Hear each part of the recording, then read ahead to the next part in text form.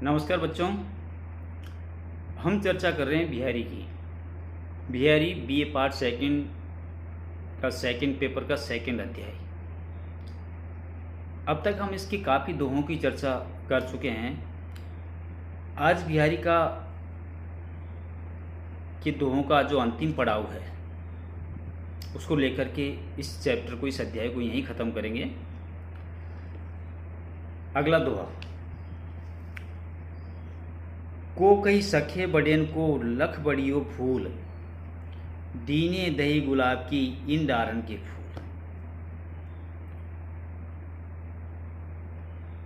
बिहारीदास जी कहना चाहते हैं कि अगर बड़े कोई गलती करते हैं, बड़ों से अगर कोई भूल हो जाती है तो कोई उनसे कहने वाला नहीं है। गलतियां जो होती हैं छोटों से ही होती है और उनको सभी दबाने की कोशिश करते हैं, लेकिन बड़े अगर कोई गलती करते हैं तो उनको कोई भी समझाने वाला या कहने वाला नहीं है। क्या कहते हैं? दूसरी पंक्ति को पहले लेते हैं। दीने दई गुलाब की इन डारन के फूल। दीने देखो, दई देव, गुलाब की इन डारन के फूल, कि देखो देव ने गुलाब की इन सूखी तथा कटीली ढालियों में सुंदर सुकोमल और सुगंधित फूल जो चैत्र मास में खिलते हैं, देखने को मिलते हैं, वो दिए। गुलाब की सूखी कटीली डालियों में, कांटेदार डालियों में सुंदर सुकोमल और सुगंधित गुलाब के फूल दिए।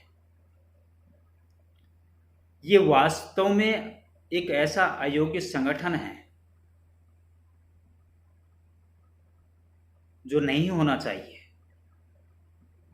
क्योंकि वो डालियां सूखी हुई प्रतीत होती है, कांटे उनके अंदर लगे हुए हैं और उनके अंदर कोमल सुकोमल सुंदर और सुगंधित फूल खिले हुए हैं।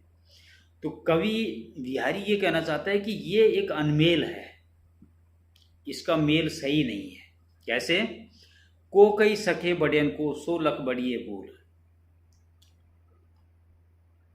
कि ये गलती है, ऐसा नहीं होना चाहिए, अनमेल है, लेकिन देव से कोई कुछ कह नहीं सकता, ईश्वर से कोई सवाल नहीं कर सकता, क्योंकि जिस प्रकार बड़ों के द्वारा कोई गलती हो जाती है तो उस गलती का जवाब लेने वाला कोई नहीं होता, क्योंकि वो बड़े हैं, गलती कर सकते हैं। इसी प्रकार देव ने भी, ये परमात्मा ने भी एक अनमेल चीज यहाँ पर पैदा की है कि उन सूखी कटीली झाड़ियों में सुगंधित सुकोमल फूल दे दिए, लेकिन देव से या बड़े लोगों से कोई कुछ कहने की स्थिति में नहीं है, नहीं कह सकता। अगला दोहा। नहीं पराग नहीं मधुर मधु नहीं विकास ही काल, अली कली ही शो बंध्यो आगे कौन हवाल। ये दोहा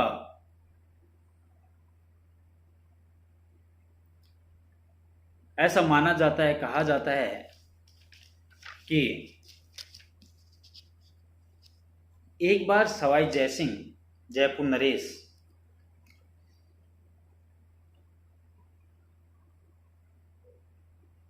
की नई नई शादी होने पर, नई रानी आने पर वो उसके प्रेम में इतना मुग्ध हो गया कि राजा जयसिंह समस्त राजकार्यों को भूल गया और राजकार्य को भूल करके विलासिता में पूरी तरह से निमग्न हो गया, डूब गया, जिसको लेकर के सभी मंत्रियों में एक चिंता बैठ जाती है, दरबारियों में चिंता हो जाती है, सभासदों में चिंता हो जाती है कि कैसे महाराजा जयसिंह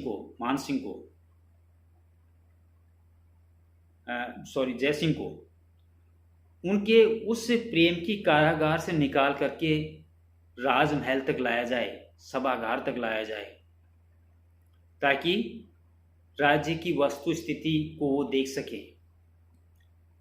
किसी ने उन्हें सुझाया कि बिहारी ही एक वो व्यक्ति हैं जो उन्हें सही और गलत की पहचान कर सकते हैं। सभासद बिहारी के पास जाते हैं और बिहारी ये चंद पंक्तियां लिख करके उन्हें कहते हैं कि ये ले जा करके राजा को दे देना। राजा तक उन पंक्तियों को पहुंचाया जाता है और पहुंचाने के बाद में जब राजा उन चीजों को पढ़ता है, उन पंक्तियों को पढ़ता है, तो एकदम होश आता है। वो तत्काल रनिवास छोड़ करके राज कार्यों में पूरी तरह से निमग्न हो जाता है, वापिस राजकार्य करने लग जाता है। क्या लिखा था बिहारी ने उन पंक्तियों में? यहां भी दो अर्थ निकल के आएंगे इसके। पहला अर्थ मैं आपको बताऊंगा, नहीं पराग नहीं मधुर मधु नहीं विकासी काल अली कली ही शोबंदियो आगे कौन हवा।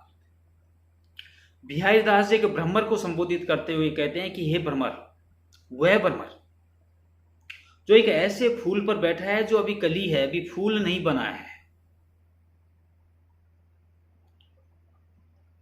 और वो उस कली के ऊपर चिपक करके कली के ऊपर बैठ जाता है।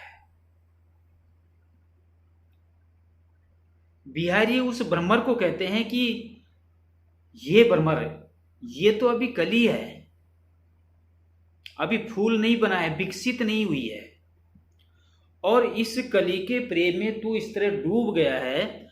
अगर ये तब फूल बन जाएगी, ये कली पूरी तरह से विकसित हो जाएगी, तो तुम्हारी क्या दशा होगी।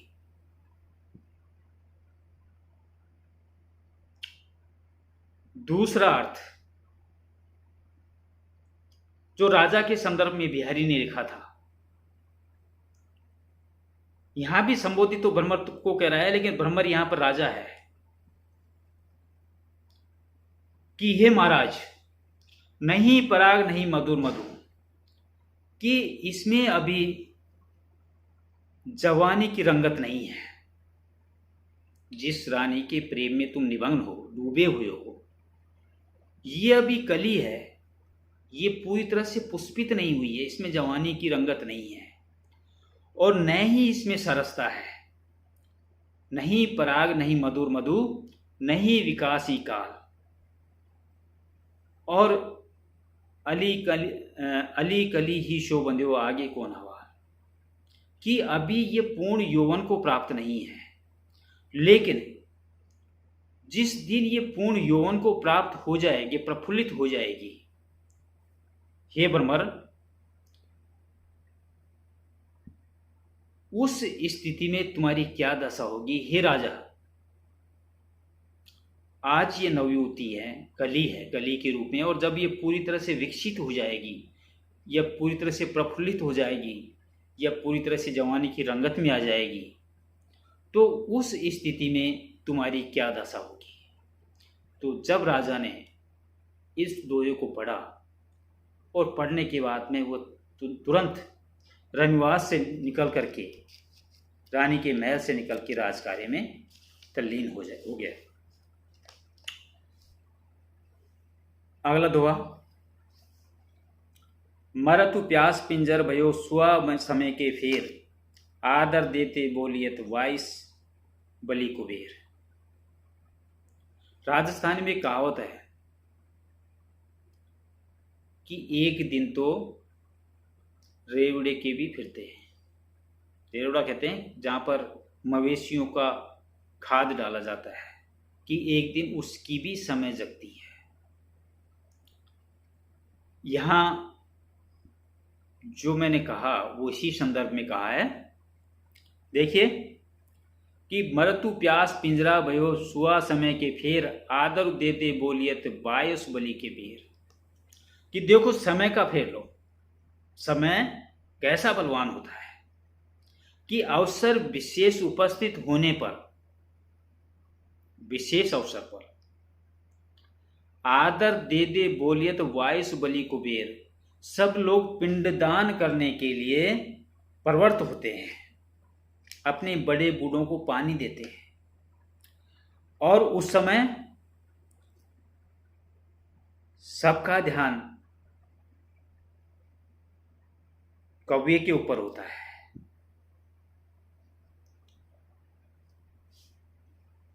कव्य को आवाज देकर के प्रेम पूर्वक आदर सहित बुलाया जाता है, उसको खाना खिलाया जाता है।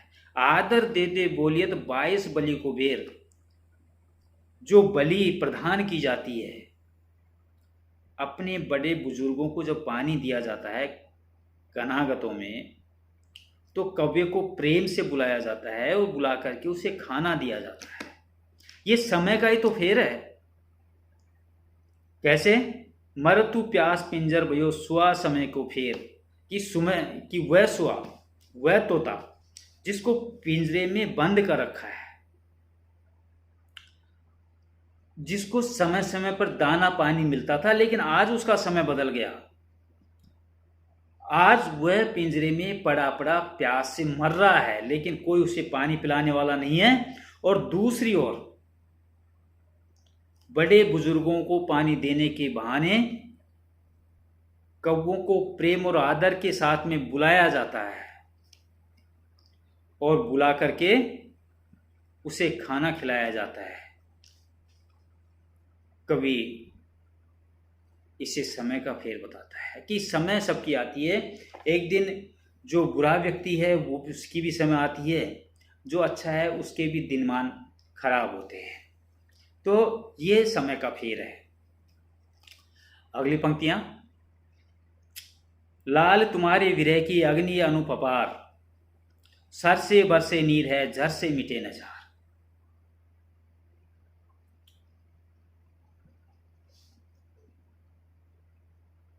एक प्रेमिका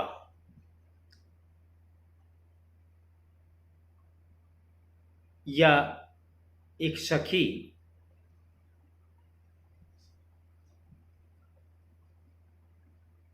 या सखी की दूती नायक से नायिका की विरह दशा का वर्णन किस प्रकार करती है, किस प्रकार वो उसके प्रेम में जल रही है, विरहित है।